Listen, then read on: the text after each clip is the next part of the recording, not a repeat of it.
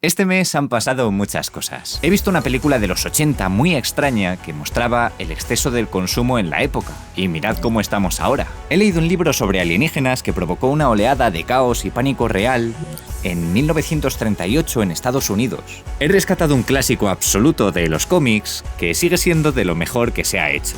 Y he escuchado varios álbumes de música que a lo mejor no conocías. Te lo cuento todo por partes y empezamos por las películas, aunque aquí abajo tenéis un índice para ir a la parte que más os interese, ya sea libros, cómics, pelis, música, etc. Y dentro de este mes de febrero no he visto demasiadas películas, pero sí que he visto alguna que me ha parecido especialmente buena, como por ejemplo Donnie Darko, una película protagonizada por Jake Gyllenhaal, que también, como dato curioso, participó su hermana, haciendo literalmente de su hermana en la película, y ahí tienen alguna que otra discusión que parece bastante real, y esto creo que se debe a que son hermanos en la vida real, y pues me pareció bastante interesante descubrir eso. Y la película básicamente va de un chaval que se libra de ser aplastado por el motor de un avión en la habitación de su casa. Justo le pilla fuera de casa, básicamente le salva como un personaje que es un conejo y le empieza a perseguir a lo largo de la peli. Esto puede parecer un poquito turbio, pero luego se va cerrando todo y es una de esas películas que, pues un poco como Destino Final, ¿no? De te has salvado de la muerte, pero la muerte te persigue, o tienes que hacer alguna cosa así rara. Pues la película va un poquito de eso. De hecho, es que se nota en toda la película el amor que tiene Richard Kelly, que es el director,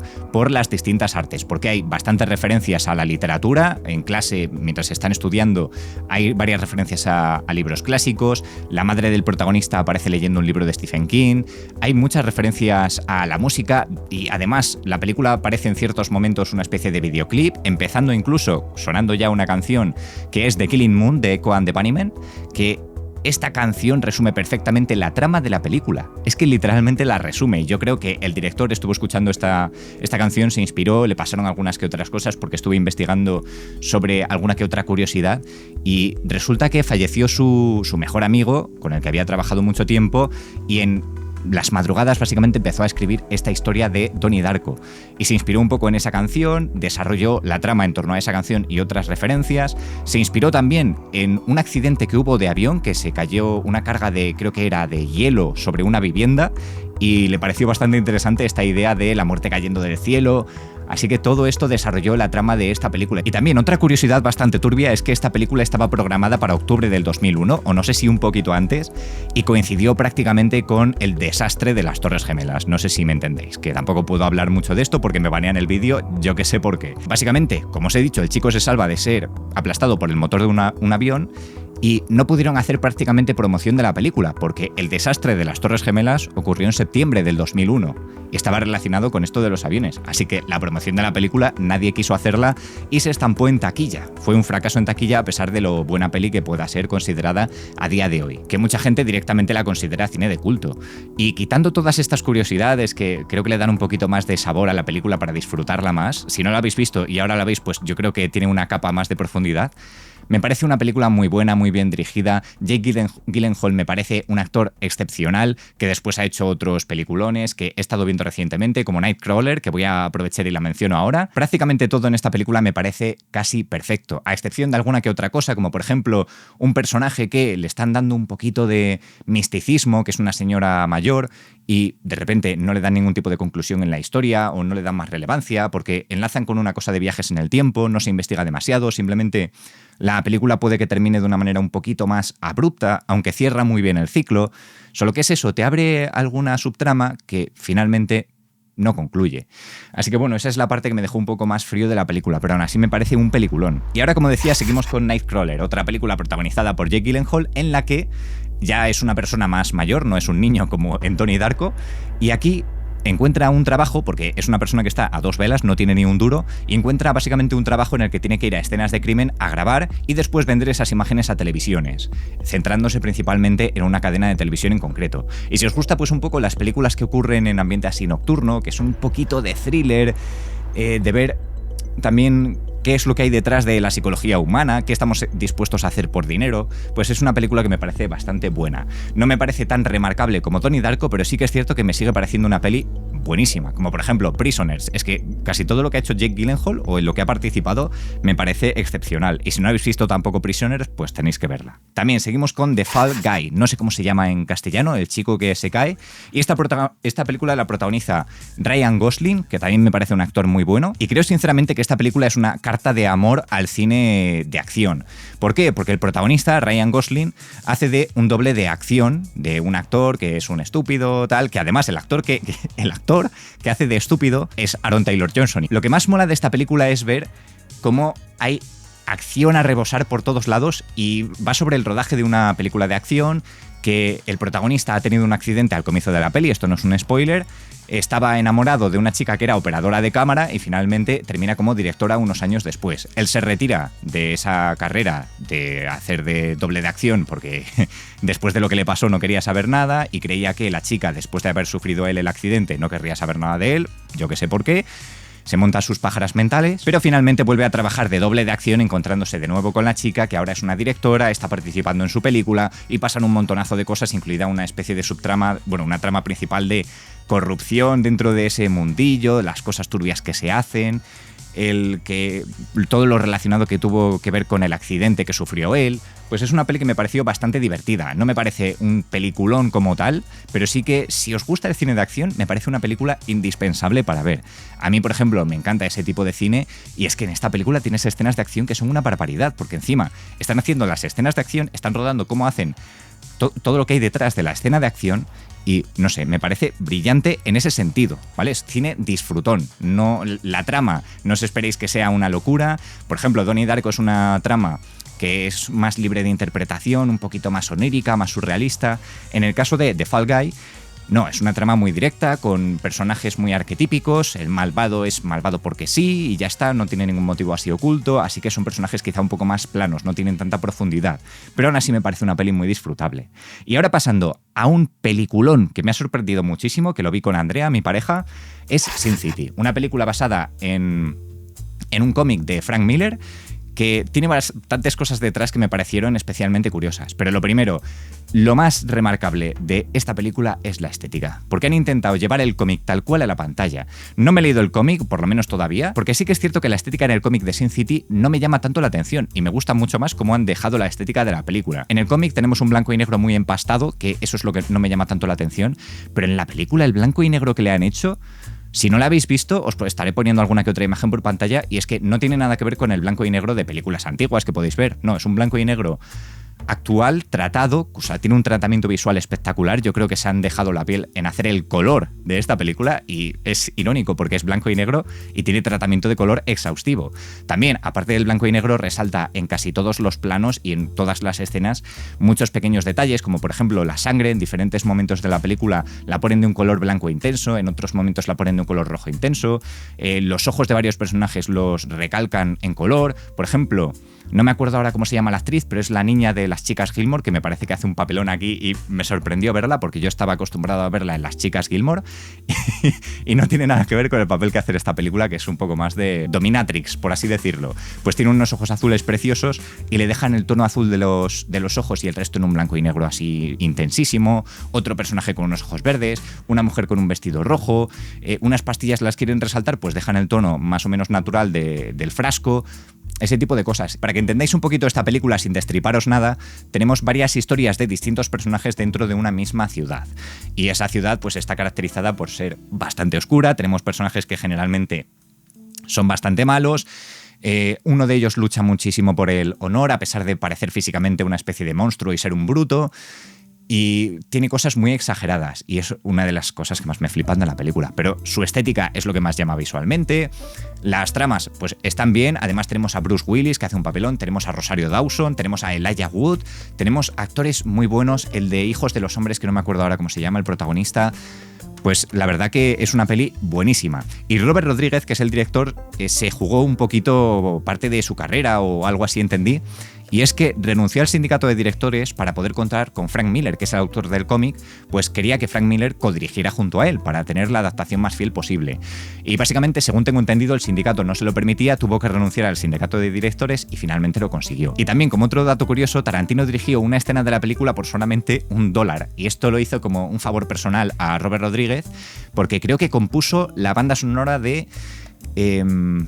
Kill Bill Volumen 2, puede ser. Y también las katanas que utiliza un personaje en esta película son exactamente las mismas que utilizaban en Kill Bill. Así pues tenemos algún que otro pequeño guiño entre directores. Y si os fijáis en los directores de la película, pues aparecen Robert Rodríguez, Frank Miller y Tarantino. Ahora pasamos a una película muy distinta a lo que hemos visto hasta el momento y es una peli bastante turbia. Pero en todos los sentidos, ¿eh? Si no os gustan las cosas que son un poco desagradables y especialmente el body horror, huid de ella. Creo que es la primera película como tal de body horror que me da un poco de asco realmente, porque por ejemplo he visto La Cosa, no he visto La Sustancia, que es más reciente, pero La Cosa no me da asco, y esta película sí. Y es una película que dirige David Cronenberg y se llama Videodrome o Videodrome, para que lo entendáis todos. También la protagoniza James Wood, que creo que hace un papelón impresionante, que se hicieron varios homenajes a esta persona recientemente, me llamó la atención y dije, venga, pues voy a ver alguna película suya, y me topé con Videodrome, que es una película de los años 80, y entre todas las cosas que se muestran en esta peli, que tiene sus más y sus menos, que ahora os los voy a ir comentando, se deja ver cómo estaba la sociedad en ese momento en un punto de clímax del consumo. Y estamos hablando de los años 80, ¿eh? Y ahora, en el año 2026, yo creo que hablando del consumo estamos en el punto más alto de la historia. Y en los 80 ya creían que estaban hasta arriba de consumo. Y esto pues era por la popularización de las televisiones, que se hace una gran crítica a la televisión, la música, el auge que hubo de todo el entretenimiento. Y en la época ya la gente se veía como muy sobreestimulada. Pues la sobreestimulación que tenemos ahora, que en los 80 no existían teléfonos móviles al uso como los que tenemos a día de hoy, e internet, pues es que flipad la diferencia. Ya se hacía una crítica en esta película, que es lo que más me ha dejado loco. Pues básicamente es una película en la que las personas que ven una especie de emisión ilegal de cintas snuff, que son de torturas y cosas así extrañas, que de toda la vida, sobre todo esto antes, se mencionaba más, porque antes de Internet existían más este tipo de cosas ilegales. Ahora pues como tienes acceso a todo no se hacen tanto, o por lo menos no llegan tanto a los oídos de la gente, pero hay muchas películas que critican esto, como Tesis, que es un peliculón español. Y Videodrome pues se centra en eso. Si ves una emisión de esas, pues te afecta directamente al cerebro, relacionado con la sobreestimulación y todo esto, y es algo que a la larga o al medio plazo te acaba provocando un cáncer que finalmente te mata. Y pues hay una cosa bastante turbia, y es que hay varias personas que están creando esa especie de emisiones, esos programas, de manera artesanal para... No sé con qué objetivo realmente, porque la película sí que es cierto que te deja varias cosas abiertas a interpretación, pero el protagonista acaba viendo una de esas cintas porque lo que busca es hacer dinero mediante, pues, robando un poco programas e ideas que capta de señales externas de televisión. Él tiene pues como una especie de cadena, van robando ideas de aquí y de allá, quieren hacer sus propios programas y capta eso, y ve que la gente cada vez se está acostumbrando más y se está volviendo más insensible a lo que tiene unos estímulos más normales, y quiere dar unos estímulos más fuertes, que eso pues a día de hoy tenemos estímulos fuertísimos, y en los 80 que vieran esto me parece espectacular, ¿eh? Y por eso empieza a intentar proponer ideas de cintas más snuff, de medio torturas, y dice, no, pero todo esto es falso, tal, ¿quién vería esto? Y él se pone a verlo y dice, yo creo que esto va a vender de puta madre. Y a mí pues la verdad que me deja a cuadros esa perspectiva, pero es que es literalmente lo mismo que ocurre a día de hoy. ¿Cómo puedo hacer yo, por ejemplo, este vídeo más entretenido para que la gente no se aburra en este fragmento en el que estoy hablando 3 minutos o 4 sobre una sola película? Pues estamos así, básicamente. Entonces, ¿qué tengo que hacer? Pues quitarme la camiseta, salir en bolas, pues ese tipo de cosas, ¿sabes? Cuanta más estimulación, mejor. Y es lo que está criticando todo el rato la película. Entonces, literalmente, quien ve después una de esas cintas, le entra cáncer. También la idea se le ocurrió a Cronenberg porque de niño captaba emisiones después de, no sé si eran las 10 de la noche, porque antiguamente, vale, esto a día de hoy no tiene nada que ver, pero antiguamente las emisiones de televisión locales terminaban a partir de cierta hora de la noche. En España también era así, solo que no sé las horas. Y yo no estaba vivo, yo tengo 26 años, no estaba vivo cuando se hacía esto. Pero cuando mis padres eran más o menos jóvenes, pues sí que es cierto que en la 1, la 2, que eran los canales principales, la emisión se cortaba. Y tú pues tenías lo que se suele ver en muchas películas más o menos antiguas, de los 80, 90, pues tenías la típica señal esta de ruido en televisión, de blanco con puntos negros, así, y se ve mucho en películas por la noche, de cuando un personaje se ha quedado dormido. Pues esto es para mostrar que se ha hecho tarde y que en la época las emisiones se cortaban a cierta hora. Pues Cronenberg se inspiró en que de niño captaba alguna que otra emisión de diferentes estados a los que él vivía. Y pues que podían incluir esas emisiones, ¿no? Pues como lo que sí que he vivido de niño es en una tele más o menos antigua que teníamos por casa, porque he vivido yo toda la transición, pues captar a lo mejor algo de de erotismo, pues fatal captado, la verdad, de canales que eran premium y tal, y pues tú con los canales podías trastear un poco, pues es algo más o menos así, y de ahí le surgió la idea para esta película. Y me parece redonda. Lo único, la película me parece excepcional del inicio a la mitad. Y luego sí que es cierto que creo que se pierde un poco en sí misma. Tiene bastantes locuras, cuando el personaje ya va enloqueciendo, y especialmente el final, pues como que no lo entiendo demasiado. Y no sé, me parece que no es tan redondo. Lo que es redondo es del inicio a la mitad.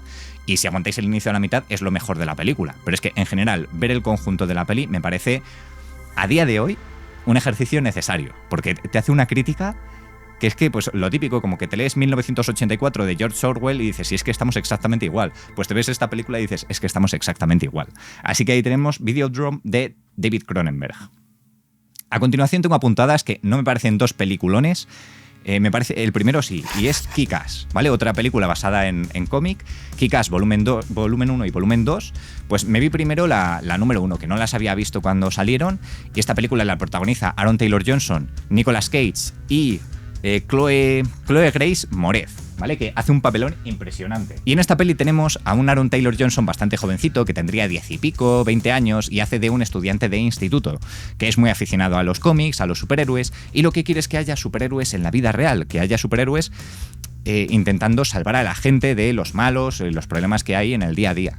Entonces se convierte en el primer superhéroe. Y además es que se trata de un chaval que no tiene ningún tipo de habilidad especial, porque dentro del mundo de los superhéroes tenemos a personas que no tienen poderes especiales, pero que son unos máquinas como Bruce Wayne, como Batman. The Punisher creo que no tiene ningún superpoder, solo que es un bruto. Entonces pues tienes ese tipo de personajes. Aquí lo que tienes es un chaval de instituto que es un pringao, un friki, que no tiene ni fuerza y se quiere enfrentar a unos malotes. Y claro, los primeros malotes que se enfrenta pues le dan por todos lados y, joder, se hace crudo hasta verlo. Que dices, tío, pero que es un pringao de instituto, que le van a rajar. Y bueno, pues poco a poco se va haciendo un poquito famoso y se encuentra con más superhéroes, ¿vale? Inspira a otra gente para convertirse en superhéroes. Esto se centra principalmente en la segunda película, pero en la primera tenemos a Nicolas Cage, y hace de una especie de Batman en la peli de Hacendado. Y también tenemos a Chloe Grace Moretz, que tenía...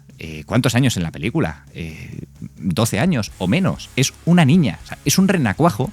Y esta película en su momento creo que fue bastante polémica, y el cómic incluso también, pero más en la peli porque creo que se volvió más popular, porque tenemos a una niña de 12 años cargándose a un montón de gente, porque si tenemos al chaval que es un pringao de 10 y algo años, tenemos después a la chica que literalmente la ves y es una niña pequeña con una peluca morada, con una katana y con armas de fuego, cargándose a todo el mundo, ¿sabes? Todo muy sangriento, o sea, la niña es súper violenta, el otro un pringao, y pues básicamente se complementan ahí muy bien el grupo de los tres. Luego tenemos a un malo muy arquetípico, tenemos a un malo de una megacorporación, su hijo que quiere ser un superhéroe, que pasan cosas, y finalmente terminamos con que se queda todo un pelín abierto a una segunda parte. Y la segunda parte, que es el volumen 2, no me ha gustado tanto como el primero. La primera sí que me ha parecido excepcional y tengo ganas de leer el cómic, porque lo que suele pasar en este tipo de películas es que, aunque la película pueda parecer excepcional, el cómic suelen decir que la supera, como por ejemplo Watchmen, que no la incluyo en este visionado porque la vi creo que fue en enero por primera vez, pero si queréis podéis preguntarme mi opinión. En resumen, me parece un peliculón. Y hay gente que dice que el cómic aún así es 1000 veces mejor y que la peli es una mierda en comparación, pero es que yo he visto la película y me parece impresionante. Entonces, seguramente los cómics de Kick-Ass sean mejores que el conjunto de Kick-Ass volumen 1 y Kick-Ass volumen 2 en película, pero bueno, la primera peli la he disfrutado como un enano, me parece... Encima, que te ríes, tiene humor todo el rato, lo que además me topé con la película buscando pelis de humor y lo que me recomendaba a todo el mundo era Resacón en Las Vegas, tal. Y dije, no quiero eso. Entonces, una película de superhéroes, un poco cómica y tal, pues me salió Kick-Ass. Así que bastante buena la primera. La segunda sí que es cierto que se viene bastante abajo y dejan al personaje de Chloe Grace Moretz bastante en segundo plano. Y ya ha crecido un poco más la niña, tiene alguna escena buena, pero es que literalmente se ha convertido en una adolescente y la tienen castigada en su habitación. Entonces eso ya pues no mola tanto. La tienes en la película, en la primera peli, cargándose a todo Dios, y en la segunda película haciendo nada, y salen más pringados por todos lados, pues dices, tío, no sé. Y sí que es cierto que se ríe un poco estas películas y entiendo que los cómics igual, de los típicos personajes de yo soy malo porque soy malo y mira, y tengo un tiburón y el tiburón parece de juguete, jaja, y no se mueve. Y tú eres más malvado y tú eres la tía mamadísima rusa, pues madre Rusia, no sé qué. Todos son muy caracterizaciones de personajes. Y la verdad pues que me ha gustado.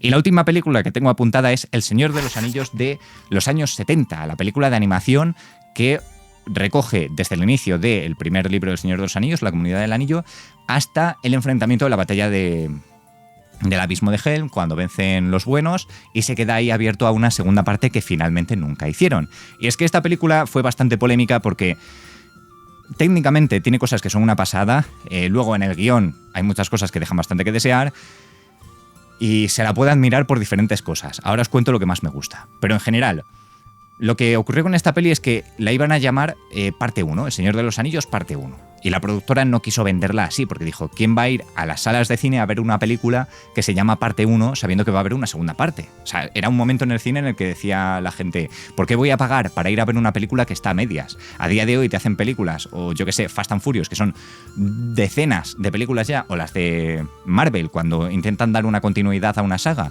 y tú vas al cine diciendo, que se ha quedado aquí a medias y me dejan un cliffhanger y tengo que esperar 4 años a que saquen otra. Pues estamos ya acostumbrados a eso.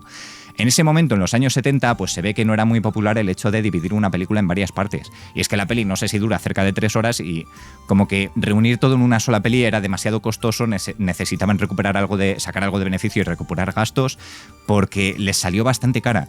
Pero sí que es cierto que recaudaron bastante, creo que funcionó bastante bien en su momento. Pero es eso, no hicieron una segunda parte y la estrenaron como El Señor de los Anillos, sin ser parte 1 ni nada, estafando a la gente, porque luego la gente estaría en el cine viéndolo, El Señor de los Anillos tal, te lo cortan después de la batalla del abismo de Helm y tiene una escena final diciendo esta historia continuará en El Señor de los Anillos parte 2 o algo así. ¿Sabes? Como suelen terminar muchas historias de cómics, de continuará en la siguiente grapa, ¿sabes? Te suelen terminar así. Y dices, joder, ¿en serio? Y dices, bueno, pues no pasa nada, ¿no? A día de hoy estamos acostumbrados a esperar, pero el caso es que la gente esperó y finalmente no hicieron una segunda entrega. Además, las cosas que más me han gustado, el estilo de animación, mezclan varios. Siendo el más destacable uno de rotoscopia, que literalmente tú lo ves, ¿vale? Hay momentos que parecen de animación tipo películas de Disney como Blancanieves, tal, esa animación más tradicional, y luego una animación de rotoscopia, que esto es lo que me dejó loquísimo. Básicamente grabaron con actores reales diferentes escenas como la de la batalla del abismo de Helm, que se rodó literalmente en España, en el castillo de Belmonte en Cuenca, y grabaron todo con actores reales. Y literalmente por el movimiento que se ve en los fotogramas tal, dices, pero si es que parecen personas, pero a la vez parece un dibujo. Pues como lo grabaron de normal y luego en el negativo pintaron por encima. Es decir, pintaron fotograma a fotograma todo sobre los actores reales para darle ese estilo de animación, que me parece una pasada. Y luego también tiene otros estilos, como por ejemplo, en varias escenas que tienen los Nazgûl, por ejemplo, persiguiendo a Frodo cuando va camino a Rivendell, me parece espectacular porque tienes escenas que son de un estilo surrealista. Los Nazgûl ahí con los caballos, con unos tonos verdes, fondos todos fantasiosos, el color que les dan, me parece una locura. Literalmente, ese tipo de planos son los que más me impresionaron de toda la peli. Y lo único es la pena de que solo hicieran hasta la batalla del abismo de Helm. Y sí que es cierto que ya existiendo la trilogía de Peter Jackson, pues deja un poquito que desear. Se queda un poco corta la película de animación.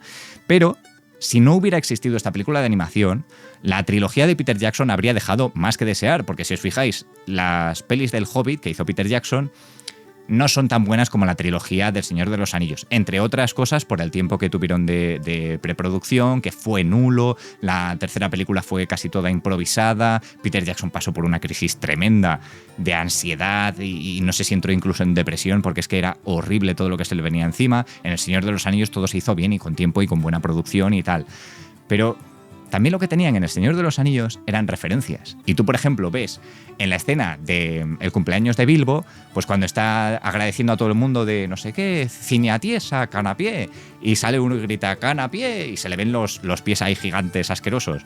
Esa escena la copió Peter Jackson de la película de animación. También, cuando el Nazgûl está buscando a los hobbits más o menos hacia el comienzo de la película, bueno, más o menos hacia la aventura de cuando salen de la comarca Frodo y Sam y se encuentran con Merry y Pippin, y en el camino Frodo dice, apartaos del camino, que va a pasar algo tal. Y aparece un Nazgûl que se baja del caballo, empieza a olfatearles y se esconden ellos en unas raíces de unos árboles. Pues esa escena de Peter Jackson quedó espectacular y literalmente también es copiada de la película de animación, que no me parece malo que la copien. Pero literalmente esa película sirvió de inspiración para tener ya una base sobre la que trabajar. Y también tiene ciertas ideas la peli de animación que Peter Jackson no tomó porque quedaban cutres.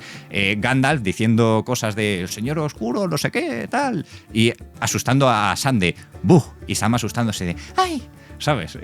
Esas cosas pues no las cogió. Y cogió creo que lo mejor que tiene la película, también la escena de los Nazgûls apuñalando las camas en las que estaban presuntamente durmiendo los hobbits en el Pony Pisador, bueno, en el Pony Pisador o en la aldea. Y creo que gracias a esa película de animación, a día de hoy tenemos la pedazo trilogía de Peter Jackson que me parece maravillosa de inicio a fin. Y también una curiosidad extra es que trabajaron, no sé cuántas personas eran, más de 1000 animadores en hacer todas las animaciones de la peli de animación, y entre ellas estaba, no sé el número exacto, y entre ellas estaba Tim Burton. De joven, empezando su carrera, pues él se dedicaba a animación y lo hacía pues con rotoscopia. Parte de la rotoscopia la hizo Tim Burton antes de ser famoso y empezar a dirigir películas. Ahí tenéis un dato curioso. Y esta creo que es la última película, sí, es la última película que tenía apuntada, que he visto en febrero, y pues me ha parecido muy interesante verla, solo que sí que es cierto que entre lo poco consistente que es, porque tienes escenas que son muy buenas y otras que te dejan con un poco de sopor, no gusta tanto. Pero si la ves con los ojos de decir, ¡guau! Gracias a esto existe lo que tenemos a día de hoy. También gracias a esa película de animación se empezó a popularizar más El Señor de los Anillos y se tradujo a las novelas a muchos más idiomas y se llegó a más países. Se empezaron a crear más productos nuevos. Incluso un juego de rol creo que se creó a raíz de esta película. Entonces me parece un acontecimiento y algo importante dentro de la historia del cine. Así que estas son las películas y vamos a pasar a dos series que si no se me iban a olvidar. La primera de ellas es Pluribus, una serie que me ha flipado, la vi también con Andrea, las series las suelo ver casi siempre con ella, y básicamente la trama va de unos científicos que captan unas señales que vienen del espacio y eso se traduce, no sé de qué manera, no me quedó del todo claro al verla, en que unos animales contienen un virus, contraen un virus y ese virus se propaga por todo el mundo. ¿Y qué hace el virus? Pues crear una mente colmena.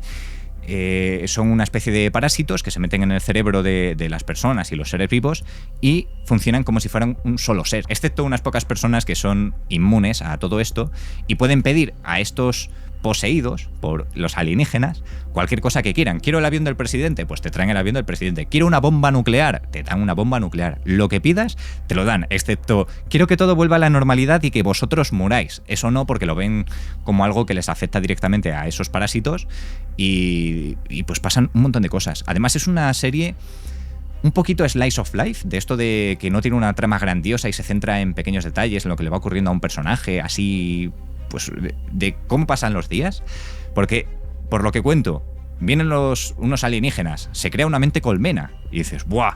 Se va a liar, va a haber violencia por todos lados, y es que al contrario, te choca y me parece una serie excepcional por la idea que dices, claro, casi todo el mundo, excepto no sé cuántas personas eran, menos de 10 creo, son controlados por estos alienígenas y no son gente violenta que quiere extinguir a la raza. Bueno, lo que sí que quieren es crear una especie de sustancia que convierta a los demás también para poder vivir todos en su felicidad, tal.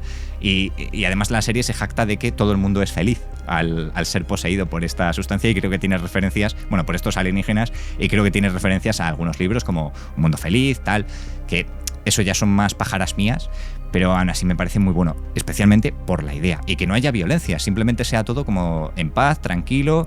Tú quieres cualquier cosa, te la doy hasta que consiga convertirte, ¿vale? Tú no te preocupes que te voy a convertir, tal. Solo si quiero, sí, solo si quieres te convertimos. No, no quiero, vale, pues no te vamos a convertir. O sí, ¿sabes? Lo único malo que tiene la serie es que te deja ahí con la miel en los labios a la espera de una segunda temporada que seguramente llegue en 2028. No sé si estaba previsto que empezara el rodaje porque han firmado la nueva temporada, pues no sé si empezarán a rodarla en 2027 y claro, entre el rodaje que durará todo 2027 y toda la postproducción, pues seguramente la tengamos para 2028. Así que tenemos que esperar que 2 años a que salga la continuación. Y es lo que decía, hay veces que tienes un cliffhanger pequeñito que dices, bueno, el final que tiene la temporada me ha gustado, ya lo que pase, pues pasará. Pero es que en este caso tienes un final que dices, joe, venga, que justo va a empezar ahora lo bueno. ¿Va a empezar lo bueno? Pues espérate 2 años. Y claro, dentro de 2 años, entre las pelis que has visto, lo que has leído, todo lo que has experimentado y lo que te ha pasado en tu vida y las cosas que pasan en el mundo, pues ya te has olvidado de casi toda la trama. ¿Y qué tienes que hacer? ¿Volver a ver la temporada anterior? Este tipo de cosas sí que no me gustan. Si te cierran más o menos la temporada y luego te abren una nueva, vale.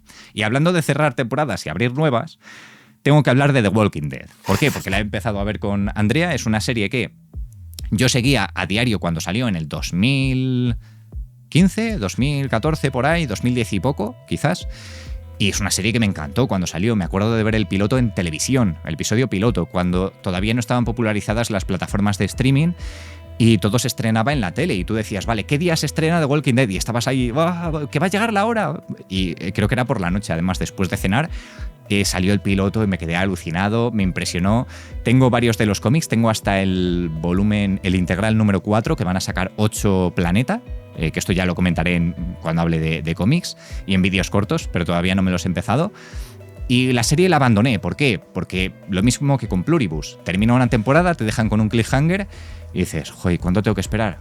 Por lo menos con The Walking Dead creo que era esperar 1 año, porque sí que es cierto que como los actores estaban en exclusiva prácticamente con la serie, pues era esperar 1 año, pero es que tenías, por ejemplo, una trama con... Yo ya me cansé, no sé si por la temporada 7 o la 6, con Negan. Llegó Negan y dices, venga, todo mal, todo... Después de que siempre les va todo mal a los personajes, dices, un poquito de paz, y luego te llega Negan, que es el personaje más malvado de todos los personajes malvados de The Walking Dead, o según lo recuerdo, ¿vale? De la serie original, sin hablar de los spin-offs y demás que han hecho. Y es que además la serie en ese momento se hacía repetitiva, porque empezaban a repetir fórmula una y otra vez, que no sé si en los cómics es igual, pero es que tenemos en la serie, empieza... ¿Quiénes son los protagonistas? Los supervivientes contra los zombies. En la segunda temporada, más o menos lo mismo. En la tercera temporada, creo que ya aparecen los primeros malos. No sé si y la prisión. Y ahí ya tenemos al gobernador. La siguiente temporada me parece completamente de relleno con el gobernador de nuevo. Y dices, joder, otra vez el gobernador.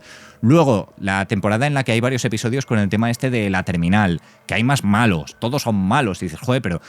vale, viene un malo peor que el anterior, viene un malo peor que el anterior, viene un malo peor que el anterior. Así todo el rato. Y después llegó Negan y ya es que mucha gente nos dimos de baja después de eso. Yo recuerdo ver el inicio de la temporada esa con Negan, me di de baja y dije, mira, no más. Pero ya cuando terminó toda la serie dije, venga, voy a verla de cero que me pica la curiosidad. La vi de cero y sí que es cierto que el inicio me flipa, las 2 primeras temporadas me gustan, la de la granja de Herschel, venga, esa era la segunda creo, me gusta. La prisión me parece espectacular, solo que cortaría de golpe una temporada entera. De hecho, yo resumiría solamente en una temporada el enfrentamiento con el gobernador y todo eso. Por ejemplo, toda la parte de la peste en la prisión me parece relleno y es media temporada. Pues quitar todo eso, quitar media temporada del gobernador y lo dejas en una sola temporada. La terminal, bueno. Luego llegan ya por fin a un sitio un poco más seguro. Estamos justo en esa temporada que la estamos volviendo a ver. Pues me gusta. Entonces, volví a ver toda la serie, me gustó. Han pasado ya un par de años y pues Andrea me dijo, oye, me gustaría ver The Walking Dead. Y le dije, ¿cómo? Venga, pues la vemos. Y eso que me prometí no volver a verla, pero es que es una serie placer culpable, que pasan muchas cosas, tiene mucho relleno. Entonces, no te cuesta demasiado esfuerzo verla. Y se te olvidan siempre muchos detalles y dices, ostras, este personaje cuando moría, porque como muere todo el mundo en la serie, siempre estás así. Y el tema es que la estamos disfrutando un montón. Solo que es eso, creo que la estoy disfrutando más la segunda vez que vi la serie, porque la primera la abandoné, porque tenías que esperar 1 año y decías, mira, espero 1 año para que me repitan otra vez la misma fórmula, paso. Ya cuando vi la serie entera había salido todo y ahí se disfruta más. Sí que es cierto que a mí me gusta más ver una serie de, vale, sacan un capítulo semanal, pues me veo el capítulo semanal. Pero joder, si te van a hacer una serie de 11 temporadas y tienes que esperar luego 1 año entre una temporada y otra y te están haciendo relleno, te repito fórmula, relleno, te repito fórmula, pues la verdad es que es desesperante. Pero si tienes todo el contenido disponible y el relleno te lo comes en un día, pues no es lo mismo que comerte el relleno durante 2 meses y luego tener que esperar 1 año a que salga lo siguiente. Así que bueno, supongo que mucha gente me entenderá con esto. Y con esto terminamos las películas y series y vamos a pasar a los libros. En el mes de febrero me he leído 2 libros y uno de ellos lo tengo en físico y el otro en el Kindle, así que vamos a empezar por el que tengo en físico y se trata de La Guerra de los Mundos de H.G. Wells. Es un libro que me ha tenido alucinado últimamente y básicamente es porque fue escrito en 1898 y ya no solo ha predecido muchas cosas de a día de hoy como 1984 o Un Mundo Feliz, no tiene nada que ver con eso. Es un libro que, en parte, anticipó cómo sería la guerra moderna, porque está escrito antes de la Primera y Segunda Guerra Mundial. Ha inspirado en parte también la llegada a la Luna, gracias a que influyó en un científico, un investigador científico, que se leyó esta novela de niño, le inspiró pues para hacerse científico, investigar el tema de cohetería, tal, y fundó un poco los pilares de lo que crearía esos cohetes que nos llevaron más adelante, en teoría, a la Luna. Y además es que la Guerra de los Mundos tiene muchos detalles que me parece que lo hacen impresionante y una lectura imprescindible. Además de que no es especialmente largo, son, 300 páginas, no es casi nada, sí, 300 y poco páginas, y de verdad, tenéis que leerlo. ¿Y de qué va este libro? Pues básicamente unos científicos, más o menos como comentaba en la serie de Pluribus, en la sección anterior, unos científicos están investigando pues un poco el espacio y observan que llegan una especie de fogonazos de Marte. Bueno, fogonazos, o que se emiten diferentes destellos de Marte. Y eso pues son una especie de cápsulas que están mandando unos alienígenas a la Tierra, y eso al principio los humanos no lo saben. Simplemente observan esto, que cada cierto periodo de tiempo lanzaban una nueva cápsula de esas, estaba dirigida hacia la Tierra, y empiezan a caer esas cápsulas en la Tierra. Al principio los humanos se acercan de manera curiosa a decir, anda, ¿qué es esto? Que no sabemos ni qué es. Luego los científicos intentan ir los primeros, que creo que eran un par al comienzo del libro, intentan llegar los primeros para ver qué es lo que es realmente, y saben de dónde procede, saben que viene de Marte, y dicen, ¡buah, vamos a conocer vida extraterrestre, qué bien! A ver cómo son, serán amigables con nosotros. Y este tipo de cosas me parecen muy curiosas a día de hoy, porque se ve la inocencia de personas como H.G. Wells. Es una persona que, especialmente después de leer este libro o durante la lectura, me ha parecido muy inocente, porque es eso, te refleja cómo las personas se están acercando, todo el mundo pues como de pueblo, de mira, esto es algo nuevo, vamos a verlo, tal. Hasta que salen los alienígenas, se empieza a liar parda, se empiezan a cargar gente y los humanos están horrorizados. Por eso, porque no se esperan que sean violentos. Además, en 1898 no os creéis que que tenía la gente las mismas armas que existen a día de hoy. No había ni misiles, no existía ni la bomba atómica, no existía nada de eso. Lo que tenían eran cañones que, ya sabéis, o sea, contra unos marcianos con una tecnología superior, que tienen rayos láser que se cargan todo, con unos gases que lanzan que se parecerían bastante después, el gas mostaza y otros gases, el gas cloro, que se hicieron en las guerras mundiales, pues para cargarse gente. Pues aquí ya lo reflejaba H.G. Wells antes de que se inventara, y esto pues como tecnología alienígena. Lo que todavía no se ha descubierto son los láseres que se carguen poblaciones enteras, pero bueno, tenemos bombas atómicas y demás. Pero de verdad, me parece un señor muy inocente. Cómo te va contando la historia, te la cuenta a través de dos personajes principalmente, que son el protagonista y su hermano. También muestran lo pequeños e insignificantes que somos y lo superiores que nos queremos en general. Sí, nosotros somos superiores a todo. Luego llega una raza alienígena y puede exterminarnos así. Y si no nos extermina es por pura suerte de algo que no tiene nada que ver con nosotros. En parte un poquito sí. Y tampoco lo quiero desvelar porque me parece la clave de este libro, el acontecimiento que tienes en las últimas páginas, que es lo que lo convierte en algo redondo, de verdad. Gran parte de la novela muestra cómo los militares empiezan a organizar a pequeña escala para cargarse a estos alienígenas, porque creo que todo ocurre cerca de Londres y luego hacia Londres, cómo van cargándose el Reino Unido. Y también creo que llama bastante la atención leer esto a día de hoy, porque si ocurre algo en la otra punta del mundo, se sabe aquí en mi habitación a los 2 segundos. Te enteras de absolutamente todo lo que ocurre y también hay bulos y mil historias, pero te puedes enterar de absolutamente todo. Hace 100 años, o en 1898, cuando se escribió este libro, no. Y la gente se enteraba por el boca a boca, por mensajeros que iban a pie, o a caballo, o en los primeros coches. Entonces, no tenías lo mismo. Tenías, pues sí, telegramas, pero que no funcionaban como los ordenadores de a día de hoy, y la comunicación era mucho peor. Claro, llegan unos alienígenas, empiezan a cargarse gente. La gente en Londres ni siquiera se ha enterado de eso hasta un par de días después, en Londres, que era al lado de donde estaba ocurriendo todo. Imagínate, al otro lado del planeta. Es que es una locura. Este tipo de cosas me parecen de verdad brillantes, no solo por la idea del autor, sino por ver cómo era la sociedad en ese momento, porque hay muchos libros que sí, tú puedes ver cómo era la gente en ese momento, pero es que aquí estás viendo muchas cosas que han cambiado con respecto a hace unos años, y me parece de verdad que brutal. Es un libro con una trama muy buena, que te va explicando desde la perspectiva de varios personajes lo que está ocurriendo, cómo no tienen nada que hacer, cómo van aprendiendo de los alienígenas, cómo van avanzando los alienígenas y no se puede hacer nada, los intentos desesperados de la población por sobrevivir, por huir, por qué es lo que intentan proteger.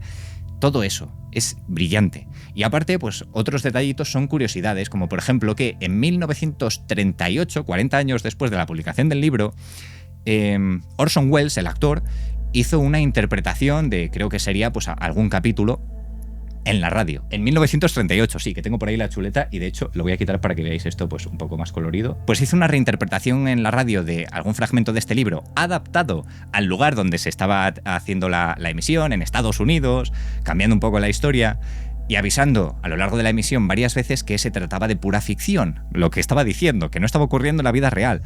Pues cundió el pánico por todo Estados Unidos, un montón de gente asaltando supermercados, invadiendo las carreteras con sus coches, pues cundió el pánico.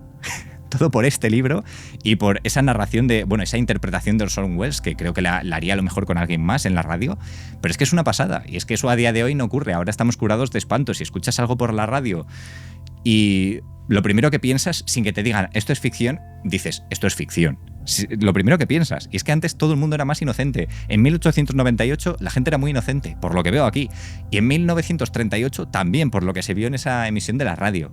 Y de verdad, ese pequeño detalle me dejó alucinado cuando lo investigué, porque yo cuando me voy a leer un libro me gusta investigar un poquito antes y después de cosas curiosas relacionadas, un poco cómo era el autor. Y de verdad, tenéis que leer La Guerra de los Mundos si os gusta la ciencia ficción. Y la no tan ciencia ficción, porque es que esto tienes ciencia ficción que son los alienígenas, pero es que puedes cambiar los alienígenas por unos conquistadores que vienen de, pues yo qué sé, a Estados Unidos se le va la pinza y como el gobierno que tenemos en España es un asco, pues viene aquí a conquistarnos y pasan cosas. O con las guerras que tenemos, pues es que es literalmente un reflejo de eso. Y además creo que H.G. Wells hacía una crítica a los colonialismos del Imperio Británico de años atrás, de cómo exterminaban pueblos enteros y de cómo se deberían sentir esos pueblos que son exterminados, ¿no? Cuando ahora nos toca a nosotros que nos exterminen y no podemos hacer nada. Pues es un poco crítica a eso. Y a pesar de ser de 1898, es una lectura bastante ligera comparado con otros libros que he estado leyendo estos últimos años. Y el segundo libro que he leído en febrero no es tan impresionante como La Guerra de los Mundos de H.G. Wells, pero sí que es cierto que puede ser para más públicos. Me explico, es un libro más juvenil y se trata de El último trabajo del señor Luna, de César Mallorquí, que de él sí que os puedo enseñar una cosa, que es este otro libro, La Catedral, un libro que me marcó de adolescente porque me lo mandaron leer en el instituto, me pareció impresionante. Ya no por César Mallorquí, solo me he leído hasta ahora La Catedral y El último trabajo del señor Luna.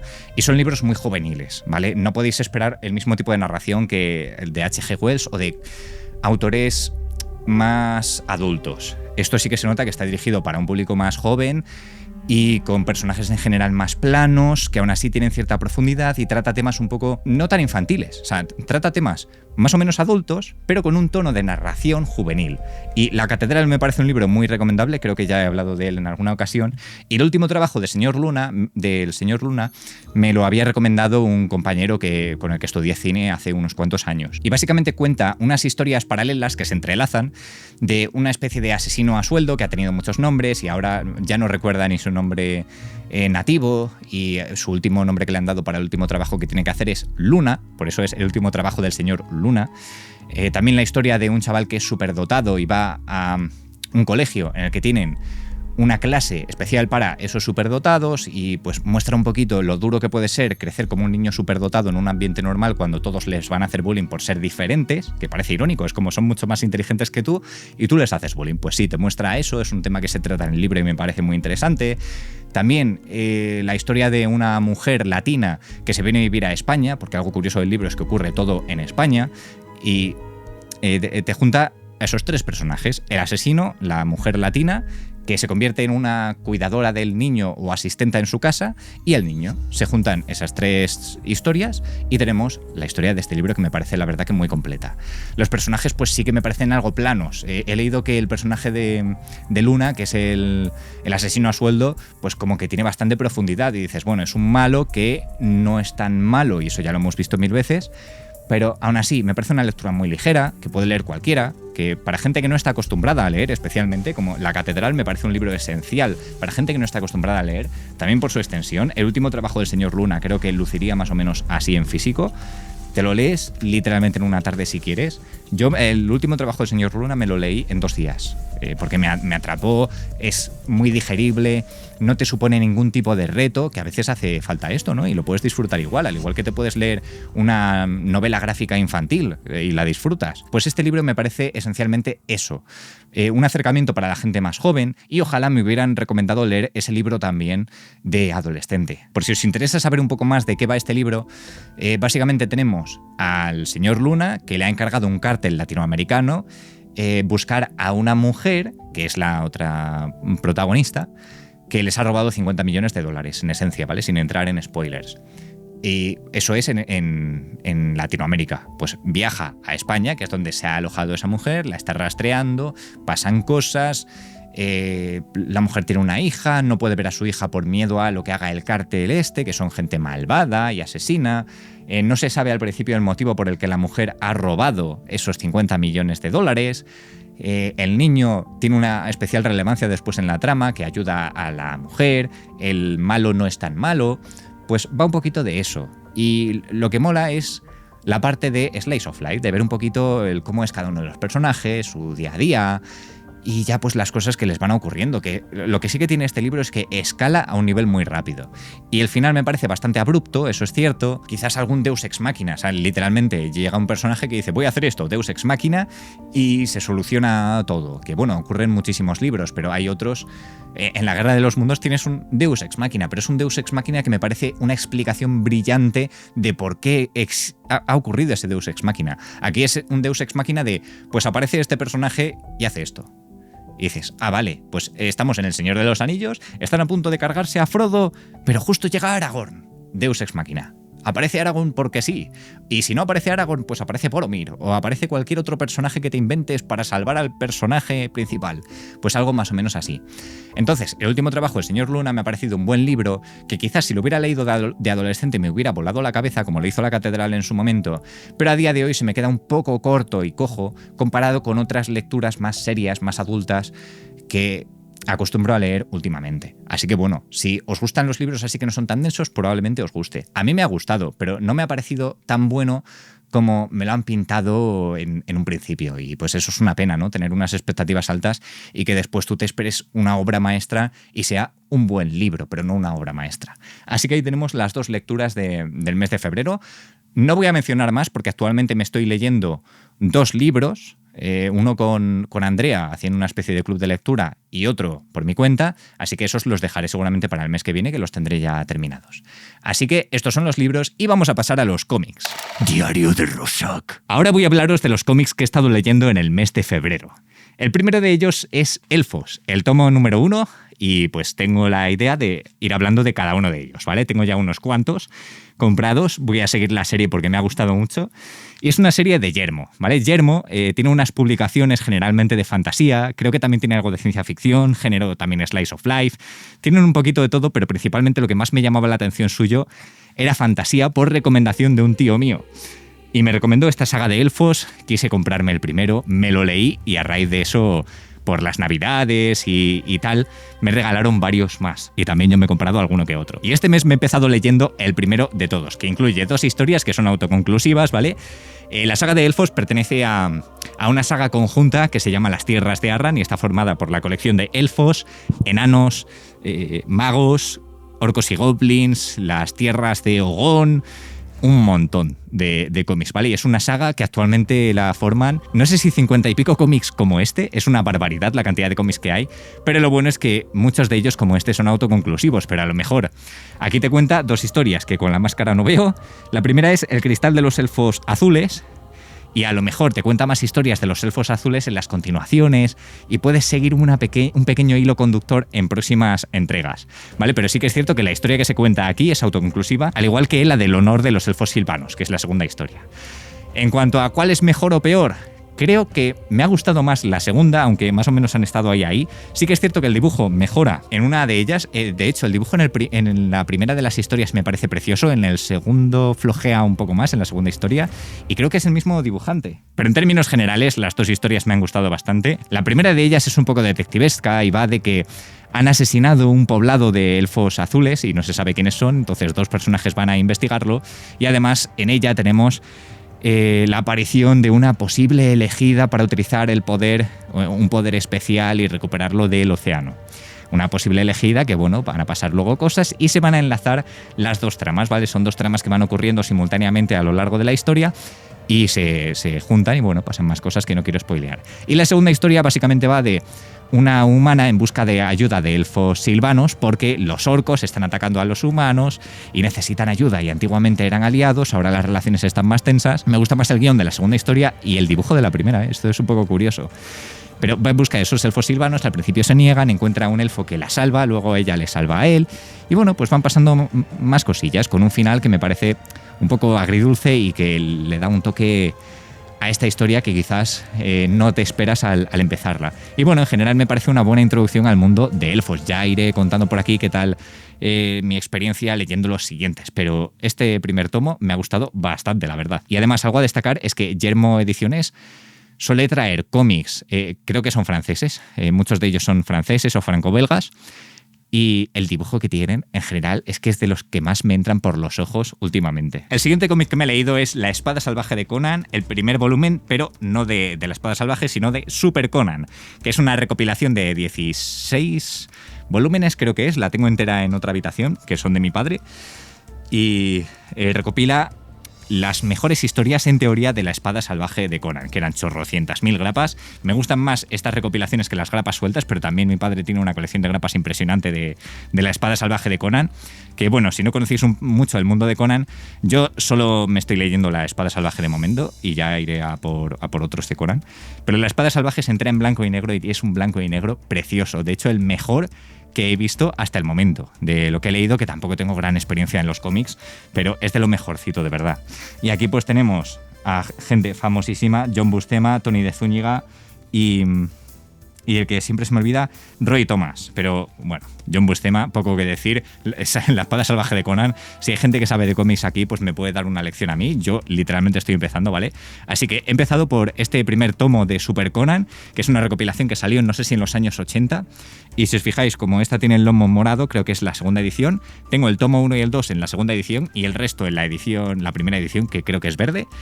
Y pues mi padre era súper fan de La Espada Salvaje, así que me he leído este primer tomo.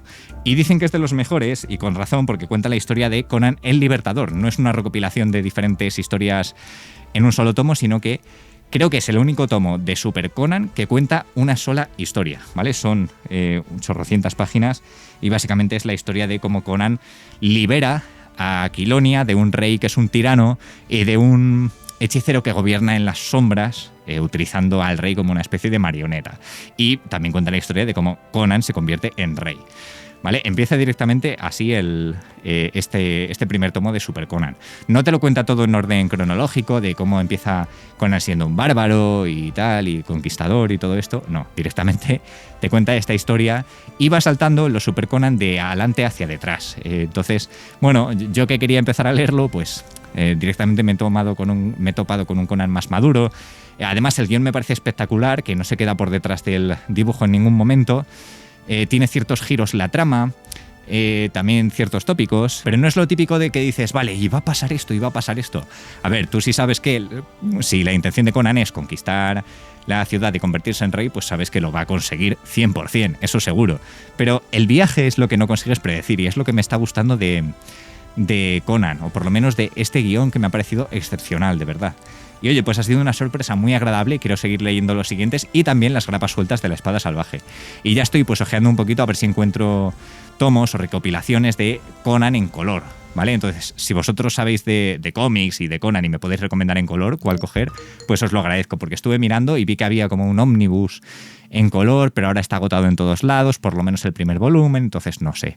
Pero bueno, La Espada Salvaje me está flipando, me lo devoré en un par de días o 3, y eso que los cómics no me gusta leerlos especialmente rápido, quiero disfrutarlos y saborearlos con tiempo, porque además con el dinero que cuestan, esto a mí no me ha costado nada, le costó a mi padre en su momento pesetas, que en comparación esto cuesta nada comparado con los precios que tienen los cómics a día de hoy. Pero vamos, que me ha sorprendido bastante La Espada Salvaje de Conan, tengo ganas de continuar, así que seguramente para el mes de marzo me lea el segundo tomo de Super Conan. Quiero ir en orden, a pesar de que un colega me recomendó leerlos, que sabe mucho más de cómics que yo, Y estuvimos haciendo un repaso en su casa. Él es más mayor que yo, tiene más experiencia, y me dijo que creo que el segundo era el más pobre de todos, pero bueno, no pasa nada porque como me quiero leer todo igual, pues aquí tenemos Super Conan. Ahora pasamos al penúltimo tomo que quiero enseñaros y se trata de Imperios, volumen 1, también de Yermo Ediciones, con un dibujo espectacular, con unos guiones que... el de Elfos sí que es cierto que me lo leí hace un poco más de tiempo y este me lo terminé ayer, literalmente antes de grabar este vídeo, y los guiones me han gustado, especialmente el segundo. El primero, mira, sí que es cierto, me gustan más los dos guiones de Elfos, un poco más quizás que el primero de este de Imperios, pero el segundo de Imperios la verdad que me ha parecido muy, muy interesante. El dibujo sí que me parece más estable la calidad o más consistente en estas dos historias que en las dos del primer tomo de Elfos. Y lo bueno que tienen estos tomos de Imperios es que de momento solo hay uno, ¿vale? La colección en francés creo que, no sé si son 4 tomos o algo así, no me hagáis a mí demasiado caso, pero no es tan extensa como Elfos. Y el caso es que de momento solo está publicada esta primera. Y pregunté a Yermo para cuándo publicarán la segunda, porque en Wacom, que es una aplicación o una web para fans de los cómics, en los que tú te guardas tu colección, los cómics que buscas y tal, pues estaba previsto para, creo que en marzo, para allá, de este año, pero me han confirmado que se va, no sé si para el tercer trimestre del año, pero bueno, no hay prisa, ya me he leído este primero. De nuevo, nos cuenta 2 historias. La primera es La compañía de las sombras, en la que un capitán de una tripulación marinera tiene que, bueno, es responsable de la vigilancia y la protección de unos peregrinos que van hacia un lugar y demás. Pues unos piratas asaltan a los peregrinos, se cargan a prácticamente todos y secuestran a una madre y su hija. Fracasan en esa misión y después sí que asaltan a los piratas y recuperan a la madre y la hija y justo tiene que ayudar con el parto de un bebé. Y justo esa raza, que ahora mismo no sé cómo se llama, porque es cierto que para meterte en el lore de esto yo creo que merece la pena leerlo un par de veces. Es una raza de gente que es de color rojo y pues... que tienen como 3 esquirlas, ¿vale? Dentro de este universo, pues básicamente hay una diosa que ha propagado varias esquirlas para controlar pues la guerra, para controlar la paz y no sé qué. Y cada vez que muere una persona que contiene una de esas esquirlas, pues se reencarna en otra. Entonces nace una persona que está a punto de nacer y contiene esa esquirla y se le ve por una marca que tiene en la frente. Pues básicamente la mujer que da a luz en el barco de los piratas a manos de el capitán de la compañía de las sombras, pues da luz a uno de los 3 elegidos. Entonces se tiene que hacer cargo el capitán de la compañía. Al principio no quiere hacerse cargo, es un personaje bastante desastre, se sale bastante de los tópicos de persona súper leal y no sé qué, pero bueno, básicamente es un pringado que finalmente acepta sus responsabilidades. Y bueno, pasan más cosillas. Un niño que nace siendo el elegido y hay un conjunto de personas que quieren cargarse a los elegidos. Entonces, pues tiene que protegerlo.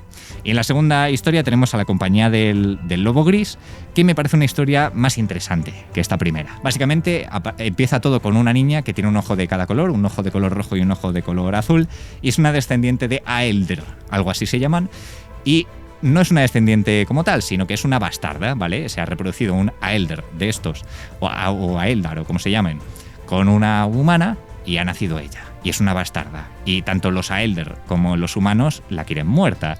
Y básicamente su madre y ella escapan, intentan ocultar quién es, le tapan uno de los ojos, el ojo rojo, para que no sepan que es una descendiente de bastarda. Le empieza a salir el pelo de color blanco, se lo tiñen, empieza a tener como poderes especiales y los ocultan.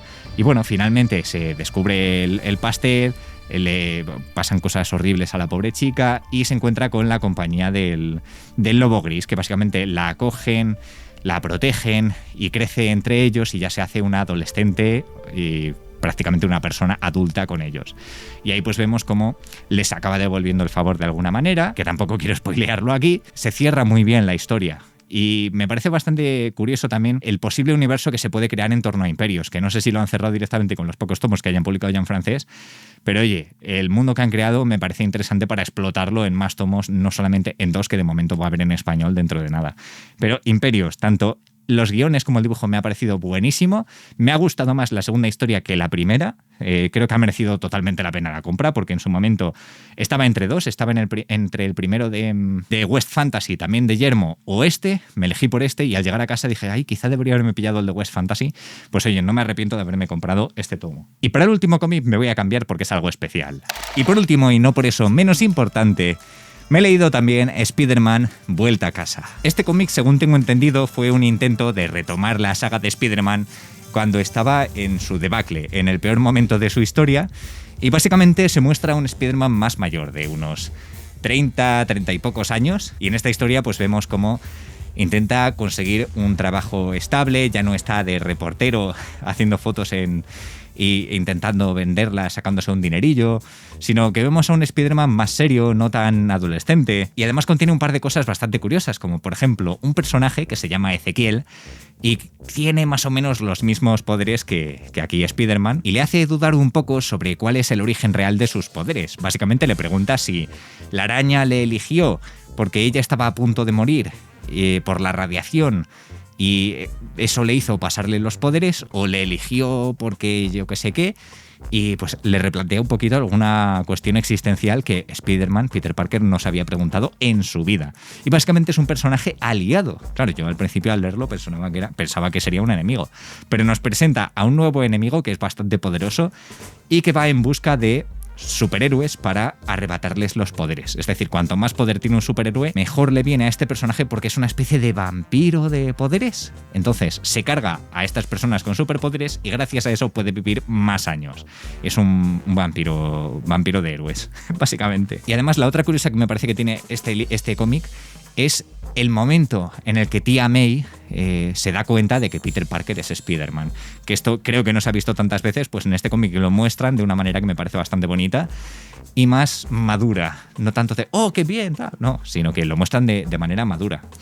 Aparte de eso, se junta con una pequeña historia al final de unos adolescentes a los que les da clase y pues que no tienen unos padres, pues que tienen una vida bastante complicada, y pues como él está ahí para ayudarles de alguna u otra manera, ya sea como Peter Parker y como Spider-Man.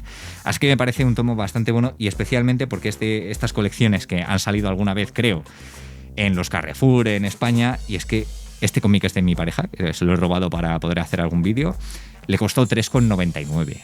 Porque claro, este es el primer cómic de los de Spider-Man que hicieron más o menos recientes, que actualmente es una colección de 20 y pico o algo así. Entonces, me leí que lo tenía ella por casa, me ha encantado, se lo va a leer ella y pues nos hemos comprado ya el segundo, porque la verdad que está bastante bien esta historia. Y el dibujo, a pesar de lo que pueda decir mucha gente, a mí me gusta bastante, que dentro del dibujo de superhéroes muchos no me suelen llamar la atención, me suele gustar más el dibujo franco-belga, pero este dibujo de Spider-Man, ojo, me parece bastante chulo. Así que nada, aquí tenemos Spider-Man Vuelta a casa, una gran sorpresa, es lo único que he leído de superhéroes últimamente. Tengo por ahí algún que otro cómic más que mencionaré en el mes que viene, que me lo volveré a leer, uno de The Punisher que tengo por ahí, algunos de estos baratos que encontré hace tiempo, y pues como soy más de otro tipo de historias, no suelo leer tanto superhéroes, pero oye, esto a lo mejor hace que me pille un poquito más por este tipo de historias, porque me ha gustado bastante. Y por último voy a comentaros la música que he estado escuchando recientemente, ¿vale? De música no tengo tanta idea como para tirarme un buen rato hablando de cada cosa, pero sí que quiero centrarme principalmente en un disco, que va a ser Esqueleta de Ghost, ¿vale? Ghost es un grupo que he descubierto, o redescubierto, mejor dicho, hace bastante poco, y principalmente es de rock melódico, en teoría es metal, pero para mí es más melódico. El metal abarca muchísimo, pero es un grupo que me ha encantado. De hecho, lo escuché cuando tenía unos 15 años, con un álbum que sacaron más o menos por la época, y en ese momento no me encajó en absoluto. Yo ahí estaba bastante metido en el metalcore, con Bring Me the Horizon en ese momento, también con A Day to Remember, pues grupos así de mi adolescencia, que no son de los más conocidos a día de hoy, pero son grupos que escuchaba mucho, aparte de clásicos, los Beatles, los Rolling, pues lo que más escuchaba yo era A Day to Remember y Bring Me the Horizon. Pues me salió en ese momento Ghost, no me llamó especialmente la atención y me daban un poco de mal rollo, porque iba el tío vestido de una especie de cura cadavérico, tal, y no sé, en ese momento era bastante sugestionable. A día de hoy ya no lo soy tanto, me da bastante igual, escucho a Slipknot, me mola. Pues escuché a Ghost, me lo recomendó un colega, bueno, vi que tenía un disco en su casa, tal, me puse a escucharlo en la mía y dije, joder, pues la verdad que me mola. Y he estado escuchando varios de sus álbumes. En concreto me he centrado este mes en Esqueleta, pero empecé el mes pasado, en enero, con Prequel, que es un discazo, y también con Meliora, Prequel, Meliora y también he estado escuchando Esqueleta, que es el más reciente, así que me centro en Esqueleta. Es un álbum que he tenido en bucle durante unas cuantas semanas, escuchándolo una y otra vez. Me ha flipado, tiene canciones muy buenas, Umbra me gusta especialmente, y es que además creo que este grupo destaca por eso, porque tiene unos estribillos que se te clavan en el cerebro, y por eso no me parece un metal tan al uso, me parece más melódico y más pop-ero en ese sentido de que, pues no sé, también me recuerda bastante a ABBA, y me parece un grupo muy interesante a descubrir en el caso de que no lo conozcáis. Y este último álbum me parece que está bien, pero creo que no llega a la altura de Prequel, por ejemplo, que ese sí que me voló bastante la cabeza. Y es que le da, pues a ver, está guay, es un buen álbum, tiene sus más y sus menos, tiene 2 canciones más tranquilitas, alguna más cañera, riffs de guitarra muy buenos. Y me parece un álbum en general que está bastante bien. Pero quería mencionar en concreto al grupo Ghost, que me parece una pasada. También he estado escuchando el álbum AVTT/PTTN de The Avent Brothers, que no les conocía. Lo leí en la Popular 1 de enero, lo recomendaban, me puse a escucharlo, así que lo he escuchado, me ha gustado, me ha parecido un buen álbum, pero no tengo mucho más que mencionar de él, no sé curiosidades de Avent Brothers ni nada del estilo. Sí que The Ghost sé que ha ido pasando por varias etapas, que cada disco que sacan pues es como un nuevo papa, él va vestido de diferentes papas y ahora está como el papa definitivo en teoría, y sí que he visto un poco más, pero de Avent Brothers no sé prácticamente nada. También he escuchado, que esto lo tengo en físico, la banda sonora de The Last of Us 2 en vinilo. Es una cosa bastante random, pero de vez en cuando me compro algún vinilo o pues por cumpleaños y demás me regalan, y bandas sonoras me gusta bastante tenerlas porque las disfruto muchísimo y me tranquilizan una barbaridad, ¿vale? Yo soy mucho de escuchar, de ponerme a veces música de fondo, otras veces de escuchar música de manera más activa, pero para tener música de fondo prefiero que sea una banda sonora, y esta banda sonora me mete en un mood bastante tranquilo. Esta y la de Twin Peaks, que también la tengo, pero es que en concreto esta de The Last of Us me da una paz impresionante, así que la he estado escuchando también. Y nada, poco más que comentar. The Last of Us es un videojuego que me encanta. De hecho, me he jugado el primero, el segundo lo he visto en gameplays y demás entero también, y me flipa, pero es que especialmente la banda sonora me vuela la cabeza y me relaja un montón, y a veces lo necesito. El siguiente disco también ha sido un descubrimiento bastante reciente, y se trata de The Crux, de DJO, o creo que se llaman Dio. Básicamente este artista, o este grupo que contiene a este artista, es el personaje el que hace de personaje de Steve en Stranger Things, ¿vale? Con el dinero que se iba ganando con la serie, creó este grupo suyo y su nombre artístico es DJO, ¿vale? Pero bueno, supongo que así llama en general a la banda, DJO y compañía. Y han sacado varios discos. Lo petó con un tema que me parece muy bueno, que se llama End of Beginning, que luego vendrá alguien que sepa de música y me dirá que es una mierda, pero bueno, a mí me gusta, me entra mucho por los oídos. Y de verdad, End of Beginning, además creo que ha ganado un premio recientemente. Y aparte, he estado escuchándome todos sus álbumes. De hecho, los tengo metidos aquí en este cacharro que enseñé en un vídeo, y le voy a dedicar un vídeo específico a él. Lo enseñé en un vídeo en el que hablo de qué le está pasando a la industria de la música últimamente, que os lo dejo por ahí arriba. Y me tengo aquí metida toda su música, me pongo los cascos y tan feliz escuchándolos. Me gusta mucho el tipo de música que hacen, no sé qué género es. Me da bastante nostalgia, eso sí que lo puedo decir, porque no sé, es una mezcla muy rara. Le pregunto además a Andrea, que ella sí que sabe de música de verdad, no como yo, y me dice que no sabe el género, es una mezcla de muchas cosas, y es que me encanta la mezcla que hacen. En concreto, creo que su mejor tema es End of Beginning, del disco anterior que tenían, y sacaron The Crux, y ahora han sacado, creo que The Crux Deluxe o algo así, que es como una especie de cara B, con más canciones, tal. Pues he estado escuchándolo todo y me gustan bastante. No me aprendo ninguna letra todavía, tendré que seguir escuchándolos, y más activamente y con la letra puesta, porque me cuesta un montón entenderla, pero de verdad que me parece un artista muy bueno y que se lo está currando de verdad, y sobre todo que no me parece una persona que tenga talento innato para la música, pero sí que me parece una persona que se lo está currando muchísimo, y todo lo que están consiguiendo es gracias a ese trabajo y no tanto al talento innato, porque cuando se mezcla talento innato con trabajo, el rendimiento es buenísimo. Pero puedes tener talento y no conseguir nada, o puedes no tener mucho talento y con trabajo lograr unos resultados espectaculares, porque hay algún vídeo de concierto de cómo cantaba el tema este de End of Beginning al principio y cómo lo canta ahora, y es que ha tenido una evolución vocal impresionante el personaje de Steve Harrington, iba a decir, pues de JO. También he estado escuchando a The Last Dinner Party por recomendación de un colega, y también por curiosidad de que Andrea casi iba a hacerles fotos a un concierto, así que me llamaron la atención, y he escuchado su disco, bueno, su álbum From the Pyre, que me ha parecido muy bueno en su conjunto. No lo he escuchado tanto, simplemente lo escuché una vez, pero lo puedo recomendar. También, lo que no menciono en este vídeo son álbumes que he escuchado y no me han llamado tanto la atención o no me parecen tan remarcables, ¿vale? Pero From the Pyre de The Last Dinner Party me parece algo bastante destacable. Y por último, un disco que me ha inspirado muchísimo, aunque pueda parecer algo bastante random, es Lux, de Rosalía. Yo no era un especial fan suyo ni nada así, pero salió este último álbum y a mí me ha encantado. Todas las canciones me gustan, todos sus ritmos, las voces, me trae una paz impresionante. Y es que además lo he escuchado un par de veces en el mes de febrero, y una vez fue que tenía un dolor de cabeza terrible, me encontraba mal, había dormido poquísimo, estaba ahí migrañoso, me tomé una de las pastillas que tengo recetadas por el médico porque tengo dolores crónicos, me tumbé en el sofá con unos rayos de luz que estaban entrando por la ventana después de estar varias semanas con nubes y lluvia, pues me tumbé ahí, me puse los cascos con el disco en alta fidelidad y menuda paz, de verdad. Y además de la paz, me inspira. ¿Por qué? Porque estoy escuchándolo y me da un montón de ideas creativas, de cosas que quiero hacer, pues para vídeos de estos, no como este, que este es un vídeo pues más o menos improvisado, pero hay vídeos que tengo muchas ideas y digo, ¡buah! Pues me ha surgido de esto. Pues del disco de Rosalía me surgieron 2 o 3 ideas que me parecen interesantes, ya no solo ideas en general, sino interesantes, que tienen chicha, pues gracias a escucharlo. Y de verdad, la paz que me está dando ese álbum me parece... es que no está pagado, de verdad. Y se lo regalé en CD a Andrea, estoy por pillarlo en un futuro en vinilo, porque es que me parece un trabajo espectacular. Y pues es lo que he estado escuchando últimamente y lo que más me ha gustado. Así que todo esto es lo que he estado disfrutando a lo largo de febrero. He leído muchos libros, he leído algunos he leído muchos libros. He estado leyendo varios libros, me he terminado 2, he continuado con otros 2. He estado leyendo unos cuantos cómics, he escuchado unos cuantos álbumes, más de los que he mencionado aquí. He visto unas cuantas películas, pero sobre todo también he visto bastantes series.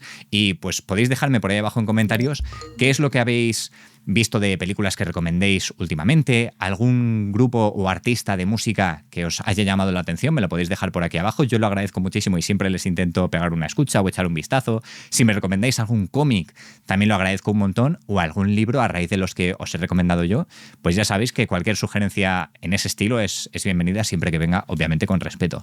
Así que nada, muchísimas gracias por llegar hasta aquí. Puedes seguirme si no me conocías y dejar un me gusta, que eso lo agradezco mogollón. De nuevo, gracias y nos vemos en un próximo vídeo.